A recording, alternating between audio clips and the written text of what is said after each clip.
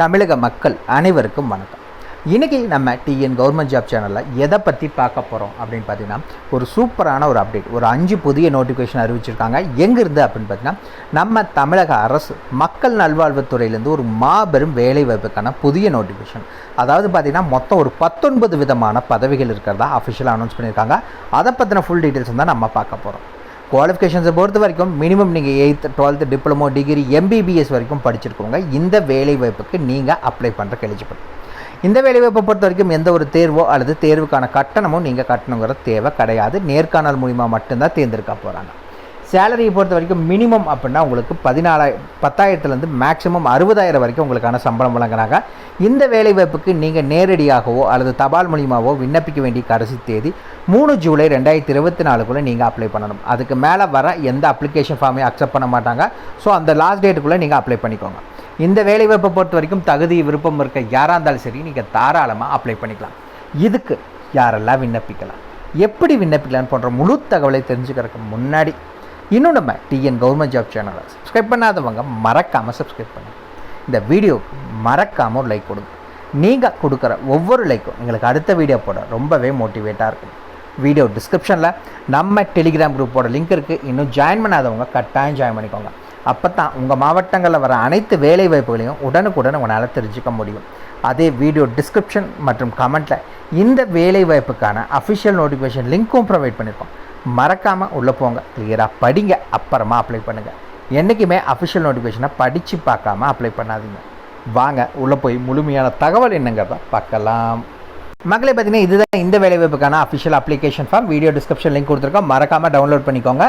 First எடுத்துனே மேலே நீங்கள் உங்களுடைய பெயர் என்ன அப்படிங்கிறத மென்ஷன் பண்ணுங்கள். இரண்டாவது உங்களுடைய அப்பா பேர் என்ன அப்படிங்கிறத மென்ஷன் பண்ணிக்கோங்க.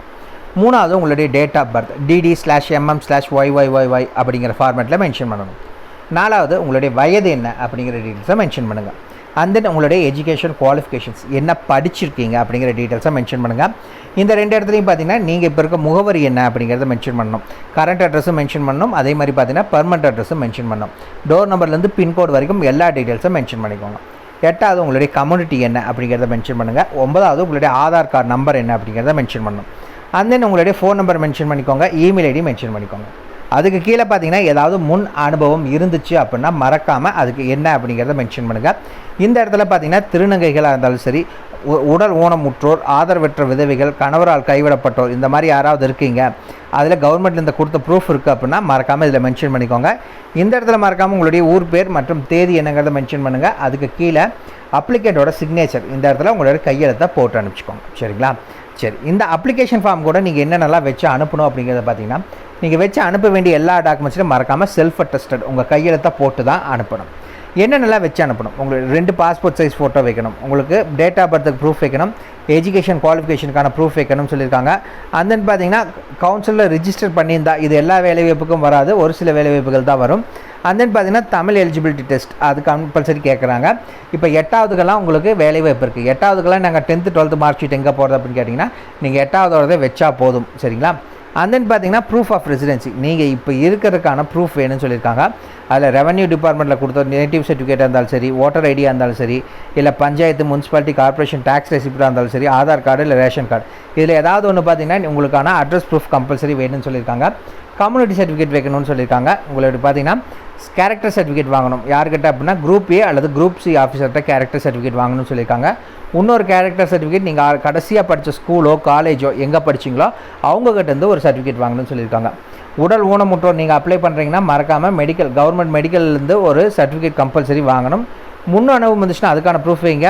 திருநங்கைகள், ஆதரவற்ற விதவைகள், கணவரால் கைவிடப்பட்டோர், உடல் ஊனமுற்றோர், இவங்க கவர்மெண்ட்டில் கொடுத்த ப்ரூஃப் இருந்துச்சுன்னா கம்பல்சரி இதில் வச்சுக்கோங்க.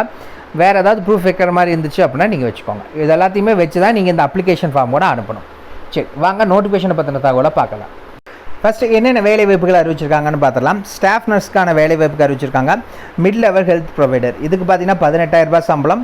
இந்த வேலைவாய்ப்பை பொறுத்த வரைக்கும் DGNM அதாவது டிப்ளமோ ஜென்ரல் நர்சிங் மிட்ஃபயர் படிச்சிருந்தாலும் சரி, இல்லை BSc நர்சிங் படிச்சிருக்கோங்க, இந்த வேலைவாய்ப்புக்கு நீங்கள் அப்ளை பண்ணுறக்கு எலிஜிபிள். இந்த வேலைவாய்ப்பை பொறுத்த வரைக்கும் நீங்கள் 35 வயதுக்குள்ளே இருக்கவங்க அப்ளை பண்ணலான்னு அறிவிச்சிருக்காங்க. அடுத்தது என்ன வேலை வாய்ப்புக்கு அப்படின்னு பார்த்தீங்கன்னா ஹெல்த் இன்ஸ்பெக்டருக்கான வேலை வாய்ப்புக்கு ஆட்களை தேர்ந்தெடுக்கிறாங்க. 16 காலி இடங்கள், 14,000 ரூபா உங்களுக்கான சம்பளம் சொல்லியிருக்காங்க. 12வது பாஸ் பண்ணியிருந்தால் போதும். தமிழ் எழுதியிருக்கணும் கம்பல்சரி 10th. இது இல்லாமல் உங்கள்கிட்ட வந்து 2 இயர்ஸ் சர்டிஃபிகேட் கோர்ஸ் வேணும். எதில் அப்படின்னு பார்த்தீங்கன்னா மல்டி பர்பஸ் ஹெல்த் ஒர்க்கர் இல்லை ஹெல்த் இன்ஸ்பெக்டர், சானிட்டரி இன்ஸ்பெக்டர் இந்த கோர்ஸ் முடிச்சிருக்கீங்க அப்படின்னா நீங்கள் அப்ளை பண்ணிக்கலாம். மேக்ஸிமம் 35 வயது வரை இருக்கவங்க இந்த வேலை வாய்ப்புக்கு அப்ளை பண்ணிக்கலாம்னு சொல்லியிருக்காங்க. அடுத்து என்ன வேலை வாய்ப்புக்கு அப்படின்னு பார்த்தீங்கன்னா ப்ரோக்ராம் கம் அட்மினிஸ்ட்ரேட்டிவ் அசிஸ்டண்ட்டுக்கான வேலை வாய்ப்பு. 18,000 ரூபாய் சம்பளம். நீங்கள் டிகிரி ஏதோ ஒரு டிகிரி படிச்சிருந்தா போதும் இந்த வேலை வாய்ப்புக்கு அப்ளை பண்ணுறதுக்கு eligible. And then district quality கன்சல்டண்ட்டுக்கான வேலை வாய்ப்பு. 40,000 ரூபாய் சம்பளம். நீங்கள் கிராஜுவேட் பார்த்தீங்கன்னா dental, AYUSH, nursing, social science, life சயின்ஸில் படிச்சுட்டு post graduate hospital administration, public health மேனேஜ்மெண்ட்டில் படிச்சிருக்கீங்க அப்படின்னா இந்த வேலை வாய்ப்புக்கு அப்ளை பண்ணிக்கலாம். அதுக்கடுத்து பார்த்தீங்கன்னா ஐடி கோஆர்டினேட்டர், LIMS அப்படி இல்லைன்னா ஐடி கோஆர்டினேட்டர் 2 வேலை வாய்ப்புகள். இது 2க்கு 21,000 ரூபாய் சம்பளம். நீங்கள் MCA படிச்சிருந்தாலும் சரி இல்லை BE BTech படிச்சிருந்தாலும் சரி அப்ளை பண்ணிக்கலாம். டேட்டா என்ட்ரி ஆப்ரேட்டர் 13,500 ரூபாய் சம்பளம். நீங்கள் கிராஜுவேட் அதாவது கம்ப்யூட்டர் சயின்ஸுக்கு ரிலவெண்ட்டான கிராஜுவேட் படிச்சிருந்தாலும் சரி, அப்படி இல்லைன்னா எனி டிகிரி முடிச்சுட்டு டிப்ளமோ கம்ப்யூட்டர் அப்ளிகேஷன் படிச்சிருந்தீங்கன்னா அப்ளை பண்ணிக்கலாம். பிளாக் அக்கௌண்ட்ஸ் அசிஸ்டன்ட் இதுக்கு BCom இல்லை BA இல்லை BCS படிச்சிருக்கவங்க அப்ளை பண்ணலாம். அசிஸ்டன்ட் கம்ப்யூட்டர் ஆப்ரேட்டர் 13,500 ரூபாய் சம்பளம். நீங்கள் எனி டிகிரி முடிச்சுட்டு டிப்ளமோ கம்ப்யூட்டர் அப்ளிகேஷன் படிச்சிருக்கவங்க அப்ளை பண்ணிக்கலாம். ஃபிசியோதெரபிஸ்ட் இந்த வேலை வாய்ப்புக்கு 13,000 ரூபாய் சம்பளம். நீங்கள் பேச்சுலர் ஆஃப் டிகிரி ஃபிசியோதெரபி படிச்சிருக்கவங்க அப்ளை பண்ணிக்கலாம்னு சொல்லியிருக்காங்க. ஆடியாலஜிஸ்ட் அண்ட் ஸ்பீச் தெரபிஸ்ட்டுக்கான வேலை வாய்ப்பு 23,000 ரூபாய் உங்களுக்கு சம்பளம் சொல்லியிருக்காங்க. 12th பாஸ் பண்ணிக்கணும் சயின்ஸ் குரூப்பில். கூடவே 1 இயர் சர்டிஃபிகேட் கோர்ஸ் ஆடியோமெட்ரியில் படிச்சிருக்கீங்கன்னா நீங்கள் அப்ளை பண்ணுறதுக்கு எலிஜிபிள். அண்ட் தென் பார்த்தீங்கன்னா லேப் டெக்னீஷியனுக்கான வேலை வாய்ப்புக்கு ஆட்களை தேர்ந்தெடுக்கிறாங்க. 13,000 ரூபாய் சம்பளம். நீங்கள் டிப்ளமோ இல்லை bachelor degree medical laboratory technician படிச்சிருக்கீங்கன்னா அப்ளை பண்ணுறதுக்கு எலிஜிபிள். அண்ட் தென் ரேடியோகிராஃபருக்கான வேலை வாய்ப்பு 13,300 ரூபாய் சம்பளம். நீங்கள் BSc ரேடியோகிராஃபி படிச்சிருக்கோங்க அப்ளை பண்ணிக்கலாம். அதுக்கடுத்து என்ன வேலை வாய்ப்புக்கு ஆட்கள் எடுக்கிறாங்க அப்படின்னு பார்த்தீங்கன்னா ஹாஸ்பிட்டல் ஒர்க்கர் அப்படி இல்லைன்னா சப்போர்ட் ஸ்டாஃபுக்கான ஆட்கள் வந்து எடுக்கிறாங்க வேலைக்கு. And then multi purpose hospital worker, sanitary worker, செக்யூரிட்டின்னு பார்த்தீங்கன்னா ஒரு 9 விதமான பதவியில் எடுக்கிறாங்க. இந்த எல்லா வேலை வாய்ப்புக்குமே 8,500 உங்களுக்கான சம்பளம். குவாலிஃபிகேஷன்ஸை பொறுத்த வரைக்கும் நீங்கள் 8வது பாஸ் அல்லது ஃபெயில் சரிங்களா, அப்படி இருந்தால் போதும். கூடவே தமிழில் எழுதவும் படிக்கவும் தெரிஞ்சிருந்தால் போதும் இந்த வேலை வாய்ப்புக்கு நீங்கள் அப்ளை பண்ணுறதுக்கு எலிஜிபிள்.